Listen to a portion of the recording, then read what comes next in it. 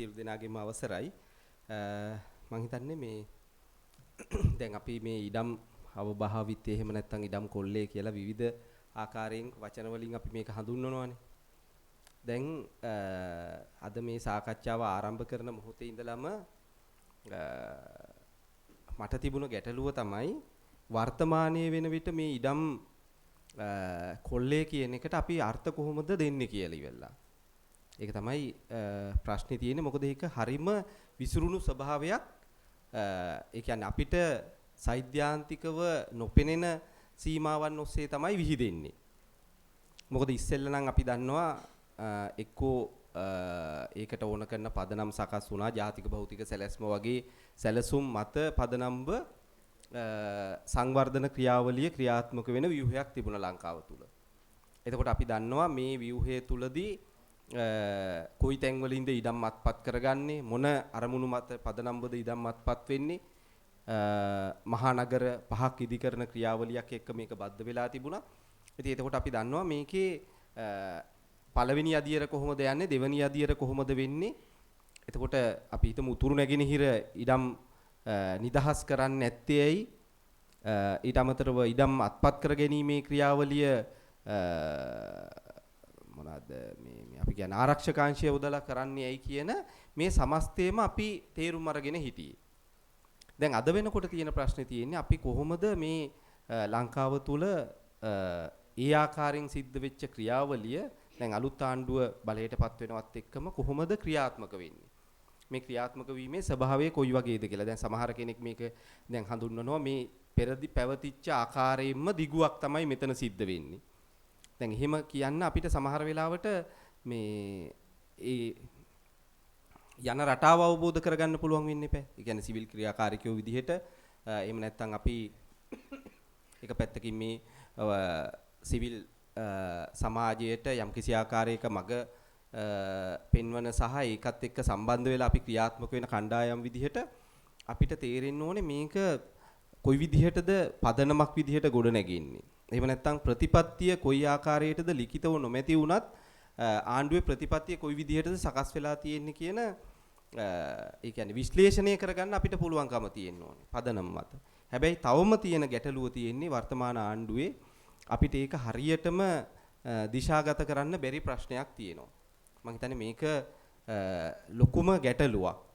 එක පැත්තකින් අපි දන්නවා නව ලිබරල් ආර්ථික සැලසුම් ක්‍රියාත්මක වෙනවද නැද්ද කියන දේ පිළිබඳවත් අපිට ගැටලුවක් තියෙනවා. අනිත් පැත්තෙන් ඊළඟ එක තමයි දැන් IMF World Bank එක වෙන්න පුළුවන්. දැන් පහුගිය කාලෙන් පස්සේ එහෙම අලුතෙන් වාර්තා එළියට දාලා අපිට නිර්දේශ දුන්නු ස්වභාවයක් දකින්න ලැබෙන්නේත් නැහැ. එතකොට මෙන්න මේ සියල්ලම එක්ක තමයි අපි මේක කියවන්න ඕනේ. එහෙම නැති වුණොත් එහෙම අපි වෙන්නේ මේ අපිට ඒ කියන්නේ නිකන් අපි අගක් මුලක් නැතුව මේකට මැදිහත් වෙනවා වගේ අදහසක් තමයි දැනෙන්න පටන් ගන්න.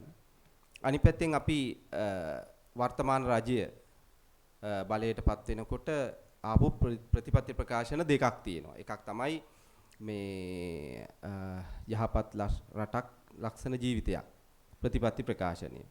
ඊට පස්සේ අනිත් පැත්තෙන් තියෙනවා මිහිකත පරිසර ප්‍රතිපත්තිය කියලා වෙනමම මම හිතන්නේ අනිත් එක පක්ෂයක්වත් ප්‍රකාශයටපත් නොකරපු ජනතාවත් එක්ක සම්මුතිගත වෙච්ච ප්‍රධාන ප්‍රතිපත්ති ප්‍රකාශනයක් තියෙනවා පරිසරය සම්බන්ධයෙන්. දැන් එතකොට ඒකේ සඳහන් කරුණු ටිකක් තියෙනවා. දැන් මේ සියලුම දේවල් එක්ක අපි බැලුවොත් එහෙම අද කොහොමද වෙන්නේ කියන එක අපිට මේ තරමක් දුරකට මේගොල්ලන්ගේ ප්‍රතිපත්තිය කොයි ආකාරයට විහිදිලා තියෙන්නේ කියලා අවබෝධ කරගන්න පුළුවන්. පළවෙනි එක තමයි දැන් අපි පහුගිය ඉතිහාසයේ පුරාම දැක්ක එක තමයි දැන් ඉදම් කොල්ලේ පදනම සකස් වෙන්නේ මූලික ක්‍රියාවලින් දෙකක් ඔස්සේ. මේක තමයි ස්වභාවය තිබුණේ. එකක් තමයි වෙළඳ පොළ මත තීන්දුව తీරන ගැනීමේ ව්‍යුහයක් හදනවා. අපි ඒකට කියනවා වෙළඳ පොළ කේන්ද්‍රීයවාදය. එහෙම නැත්නම් මාකට් සෙන්ට්‍රිසම් කියලා ඉවරලා මේකට අපි වචනයකුත් අපි විසින් භාවිතා කරනවා. හරි ඒක තමයි ස්වභාවයේ තියෙන්නේ. ඒතකොට මේ මත තමයි සියල්ලම තීන්දුව වෙන්නේ. මොකද වෙළඳ පොළ තමයි සම්පූර්ණ ක්‍රියාවලියම තීන්දුව කරන සාධකයේ වෙන්නේ. එතකොට අපි පහුගිය ඉතිහාසයේ පුරාම දැක්කේ මේක මත තමයි ක්‍රියාත්මක වෙන ආකාරය. ඊළඟ අනිත් එක තමයි දෙවැනි එක තමයි සමාගම් හා ව්‍යාපාරයෙන් පෝෂණය කිරීම හා ශක්තිමත් කිරීම සඳහා වන ප්‍රතිපත්ති සැකසීම. එතකොට හැම වෙලාවෙම බලාපොරොත්තු වෙන්නේ ආයෝජකයින් ශක්තිමත් කරන්න එක පැත්තකින්. දැන් අපි වර්තමාන ආණ්ඩුවේ ඒ ස්වභාවය සම්පූර්ණයෙන්ම ඔවුන්ගේ ක්‍රියාකාරීත්වය තුළ දකින්න ලැබෙනවා.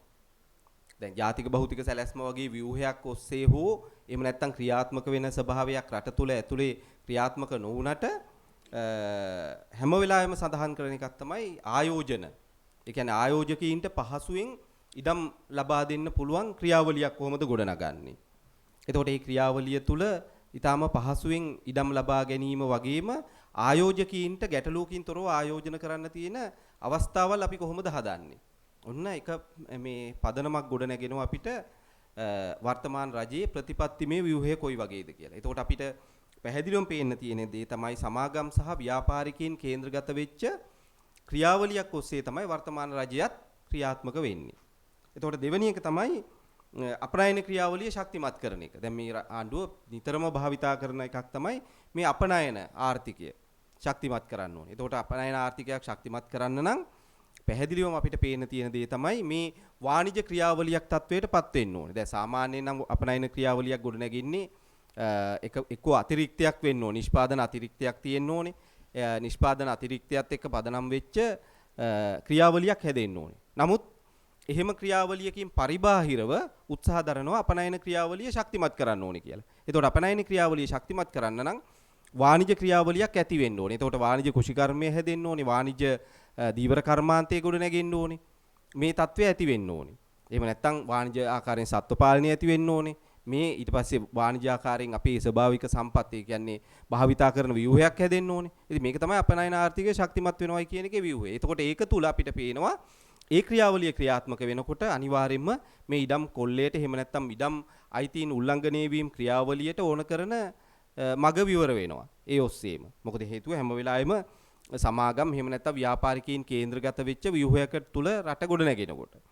අනිත් පැත්තෙන් ඊළඟ එක තමයි අපි දන්නවා මේ සුනිත්‍ය බල ශක්තිය වර්ධනය කිරීම. දැන් අලුතෙන් මේ ඉඩම් කොල්ලයත් එක්ක බැඳිලා තියෙන තව කාරණයක් තමයි මේක මං හිතන්නේ ඉතාම මෑත ඉතිහාසයේ මේක මේ ඉඩම් කොල්ලයත් එක්ක සම්බන්ධ වෙන තත්වයට ලංකාව තුල ගොඩ නැගුණේ. මොකද හේතුව තමයි දැන් අපි පහුගිය ඉතිහාසයේ පුරාම මේ සුනිත්‍ය බල ශක්තියත් එක්ක ඉඩම් කොල්ලේ කියන කතන්දරයක් එහෙම නැත්නම් අපි සාකච්ඡාවක් රට තුල ඇති වුණේ නැහැ.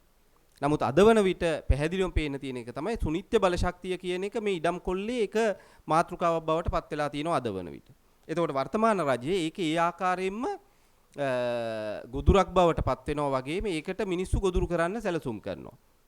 ඉතින් මේකත් අපි මේ වර්තමාන ආණ්ඩුවේ ප්‍රතිපත්තිමය ව්‍යුහය ඉඩම් සම්බන්ධයෙන් කොහොමද කියලා පෙනී යන තව සාධකයක්.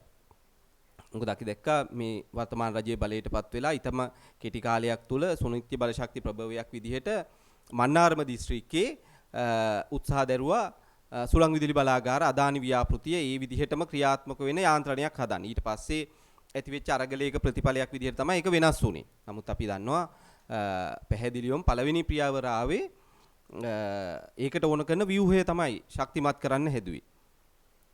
හරි. ඊට පස්සේ ලොකු බලපෑම් ක්‍රියාවලියක් ඔස්සේ ඒක පිටු දැකුණා. එහෙම නැත්නම් වෙනසකට පත් කරන්න පුළුවන් වුණා. අනිත් පැත්තෙන් ඊළඟ එක තමයි අපි අනිත් ප්‍රදේශවල ගත්තාම මේ වන විට දැන් හම්බන්තොට සහ ඒ ආශ්‍රිත ප්‍රදේශ ගත්තාම සුනිත්‍ය බල ශක්ති ප්‍රභවයන් විදිහට සමාගම් වලට තමයි මේ සුනිත්‍ය බල ශක්ති නිෂ්පාදනයේ ඒකාධිකාරී බලය ලබා දෙන්න උත්සාහ කරන්නේ.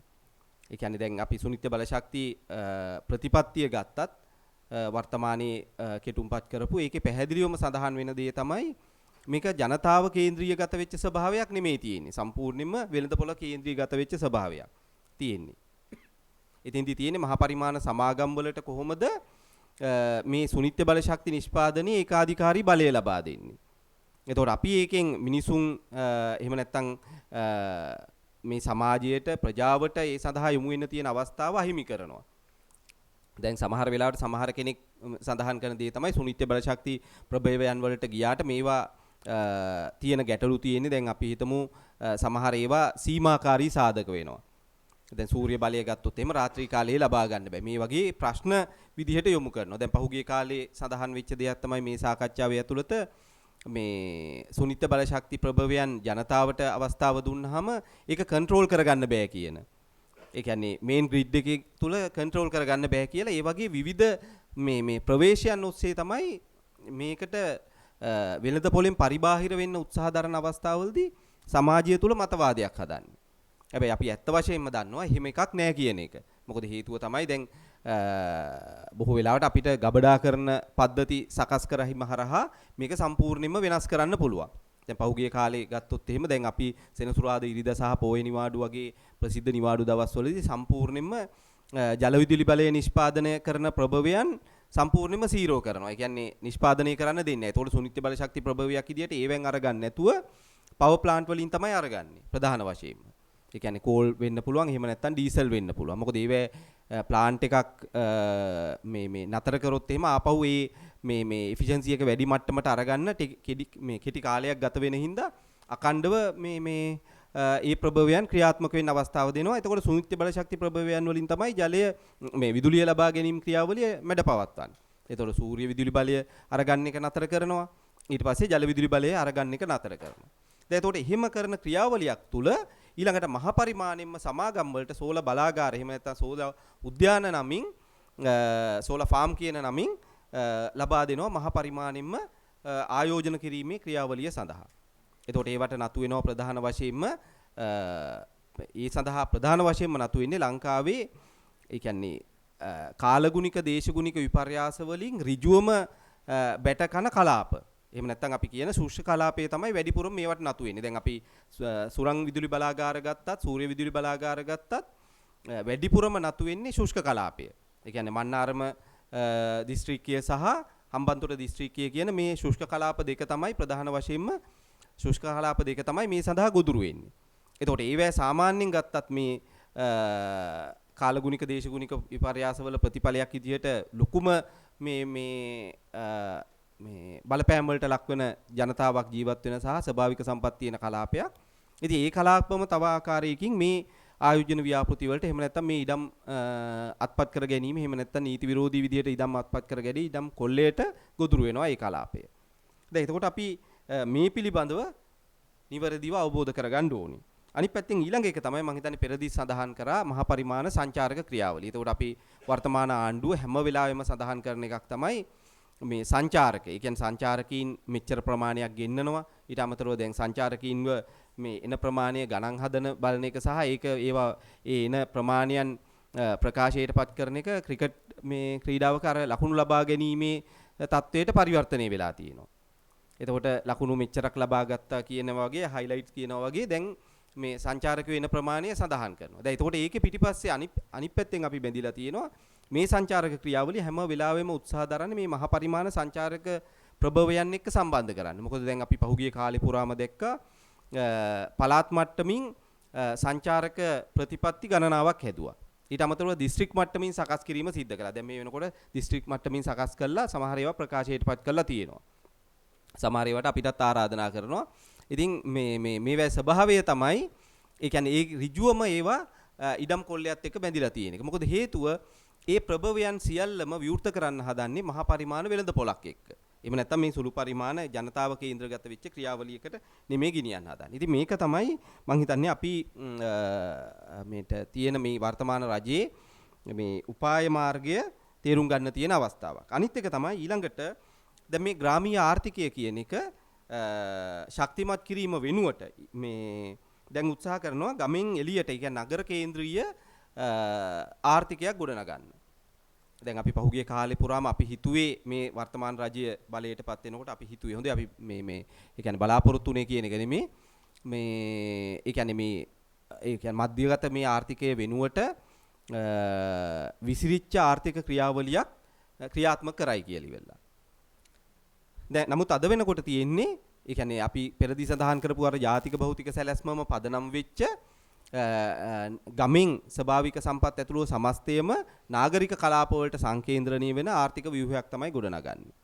එතකොට දැන් මේ සියලුම කරුණු තුල අපිට පැහැදිලිව පේන්න තියෙනවා මේ වර්තමාන ආණ්ඩුවේ මේ භූමිකාව වෙන්නේ. එහෙම නැත්නම් ක්‍රියාකාරීත්වය වෙන්නේ අර පෙරදි තිබ්බ ආණ්ඩුවල ස්වභාවයෙන් වියුක්ත වෙන්නේ නැහැ කියන එක.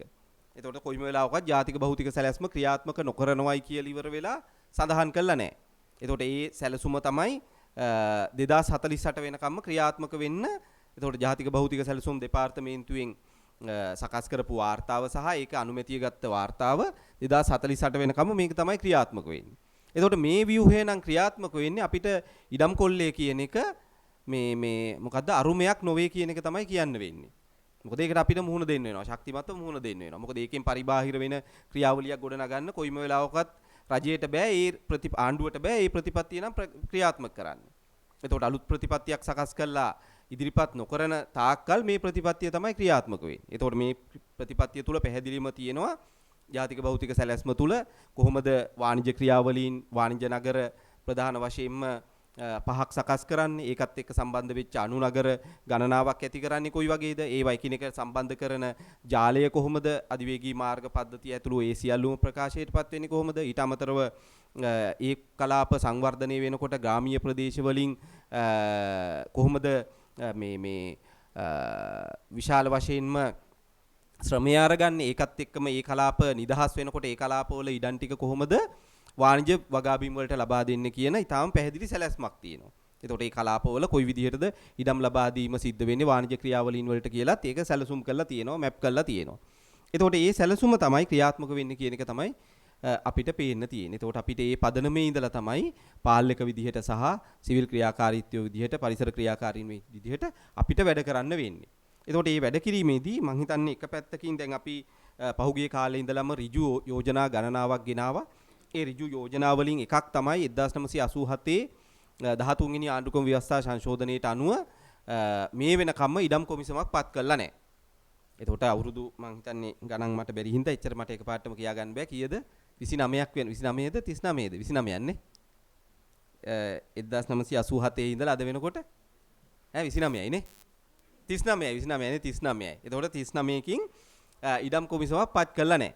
එතකොට ඉඩම් කොමිසමක් පත් කළා නැති ක්‍රියාවලියක් තුළ අපිට පේනවා ඒ කියන්නේ ආණ්ඩු Tamanට ගැළපෙන විදිහට දැනෙන විදිහට තමයි මේ ඉඩම් ප්‍රතිපත්තිය ක්‍රියාත්මක කරන්නේ. ඒක අපිට ඒ විදිහටම අද වෙනකොටත් දකින්න ලැබෙනවා. ඉතින් ඒ හින්දා පළවෙනි එක තමයි දැන් අපි මේ තියෙන අත්දැකීම් සියල්ලම එක්ක යෝජනා කරනවා දිගටම ඉඩම් කොමිසමක් පත් කරන්න කියලා වෙලා. හැබැයි අපිට පේන தત્ත්වය තමයි දැන් අර පෙරදි මන් සඳහන් කරපු අර කරුණුත් එක්ක මේ පදනමේ ඉඳලා අපි ඉඩම් කොමිසමක් පත් කරොත් එහෙම ආපහු වෙන්නේ සමාගම් සහ අනිත් ක්‍රියාකාරීත්වය තුළ ඔවුන්ට ගැළපෙන ඉඩම් ප්‍රතිපත්තියක් අවසානයේදී ඉඩම් කොමිසම හරහා සකස් කර ගැනීම විතරයි සිද්ධ වෙන්නේ. මොකද දැන් අපිට තියෙන අත්දැකීම් වල තියෙන ওই වගේ තත්ත්වයක්. අපි තෙත්බිම් ප්‍රතිපත්තියක් ඉල්ලුවොත් එහෙම ජෛව විවිධත් තෙත්බිම් ප්‍රතිපත්තිය අපි පැත්තකින් තියලා දැන් ජෛව විවිධත්ව සම්මුතිය අනම්මනම් දේවල් ගොඩක් අපි කතා කරනවා ජාත්‍යන්තර මට්ටමින් පවා. දැන් ඒව ඉල්ලනකොට අපේ තියෙන ඒ කියන්නේ සත්භාවය කියන එක තියෙනවා. නමුත් ඒවා සකස් වෙලා අවසානයේදී එනකොට ඒ සම්පත් ටික ඊටාම සැලසුම් සහගතව සූරාකෑමේ ක්‍රියාවලිය. එහෙම නැත්නම් ජනතාවගෙන් එහෙම නැත්නම් ස්වභාවික පද්ධතියෙන් වියුක්ත කරන ක්‍රියාවලියට ගැලපෙන විදිහට තමයි ප්‍රතිපත්තිය සැකසෙන්නේ. දැන් ඒ වගේම වෙන්න පුළුවන් අපි මේ 13 වෙනි ව්‍යවස්ථා සංශෝධනයට අනුව අවුරුදු 39කින් පස්සේ ආපහු ඉල්ලන මේ ඉඩම් කොමිසම පත් කරොත් වෙන්නේ ඒකයි. එතකොට එහෙම නොවෙන්න නම් අපි කොහොමද පාලක විදිහට සහ අපි විදිහට මේ ඉඩම් කොමිසම කොයි විදිහටද ඉල්ලන්න ඕනේ. එතකොට මම නම් යෝජනා කරන්නේ ඉඩම් කොමිසම කොටස් 3කට කඩන්න ඕනේ කියන එක. මොකද එකක් තමයි ජනතා ඉඩම් කොමිසමක් ඕනේ. එතකොට මේ ජනතා ඉඩම් කොමිසම කියන එක ඒක වෘත්තීය ක්‍රියාවලීන් එක්ක බද්ධ වෙච්ච එකක් වෙන්න පුළුවන්. අපි ඒකට ශේෂ්ත්‍ර විදිහට ගත්තොත් එහෙම දීවර ගොවි සත්ත්වපාලනය ඇතුළු ඔය වගේ ක්‍රියාවලීන් එක්ක බද්ධ වෙච්ච එක ඉඩම් කොමිසමක් පත් වෙන්න ඕනේ. එතකොට ඒ කණ්ඩායම් වලින් ලබා ගන්න නිර්දේශ එක පැත්තකින් මේ ඉඩම් කොමිසම තුල ප්‍රධාන මේ ක්‍රියාවලියට නතු වෙන්න ඕනේ. ප්‍රධාන ක්‍රියාවලියට කියලා කියන්නේ අවසාන ගොනු වෙන ප්‍රතිපත්තිමය මේ ක්‍රියාවලියට. ඊළඟට පුරවැසි ඉඩම් කොමිසමයක් පත් කරන්න ඕනේ. මොකද හේතුව තමයි දැන් අනිත් පොදු පුරවැසියට තියෙනවා මේ ඉඩම් පිළිබඳව ලොකු ගැටලු. දැන් අපි දැන් අනිත් කණ්ඩායම් වල ප්‍රමුඛ වෙනකොට සමහර වෙලාවට අපි දැන් ගම්පහ වගේ ප්‍රදේශවල ගත්තාම ඉඩම් ගැටලුව හරිම වෙනස්. නාගරික කලාපවල ගත්තාම ඉඩම් ගැටලුව ඊටාම වෙනස් ස්වරූපයක තියෙන. එතකොට දැන් පොදු ඉඩම් කොමිසමක් තුල මේවා සාකච්ඡා වෙනකොට වෙන්නේ අර බොහෝ දේවල් මගහැරීමක් වෙනවා. එතකොට ඒකේ බලය තියෙන කණ්ඩායම් විතරක් තමන්ගේ දේවල් ටික ඇතුල් කරගන්න උත්සාහ දරනවා. එතකොට එහෙම නොවන ව්‍යුහයක් තමයි අපි යෝජනා කරන්න ඕනේ. ඊළඟට තමයි රාජ්‍ය ඉඩම් කොමිසමක්. ඒ කියන්නේ රාජ්‍ය පැත්තෙන් රාජ්‍ය ආයතන පැත්තෙන් මේ පිළිබඳව මේ තියෙනවා විශාල අදහස් ප්‍රමාණයක්. අපි ගත්තොත් මේ වන සංරක්ෂණ දෙපාර්තමේන්තුව වනජීවි වෙරළ සංරක්ෂණ වෙන්න පුළුවන් අනිත් මේ LRC වෙන්න පුළුවන්. ඒ වගේ ආයතන විශාල ප්‍රමාණයක් එක්ක සංග්‍රහණය වෙච්ච. ඊළඟ එක තමයි ව්‍යාපාරික මට්ටමේ ඉඩම් කොමිසම. හරි. මේ කොටස් තුන නොතිබ්බොත් එහෙම වෙන්නේ අවසානයේදී මේ ව්‍යාපාරික කණ්ඩායම් විසින් මොකද කරන්නේ මේ ඉඩම් කොමිසමේ ඒකාධිකාරී බලය ඔවුන් ඉතින් නතු කරගන්නවා. අවසානයේදී වෙන්නේ ප්‍රතිපත්තියක් විදිහට එළියට එන්නේ ඔවුන්ගේ යෝජනාවල් ටික ප්‍රමුඛගත වෙච්ච යෝජනාවල් ටිකකින් මේක අවසානයේදී මේ එන ප්‍රතිපත්තිය අවසානයේ සකස් වීම විතරයි වෙන්නේ. එහෙම නොවන තත්වයට අපි කොහොමද පරිවර්තනය කරගන්නේ? ඒ සඳහා ඕන කරන බලය අපි කොහොමද විමග්ධගත කරලා ඒ බලය ලබා ගන්නෙ? මම හිතන්නේ ඒක තමයි අපි උත්සාහ දරිය යුත්තේ. ඉතින් ඒකට අපි උත්සාහ දරමු කියන යෝජනාව කරනවා. අනිත් දේවල් තව සාකච්ඡාව තුළදී තව සාකච්ඡා කරමු කියන ඉල්ලීම මත නිහඬ වෙනවා. බොහොම ස්තුතියි.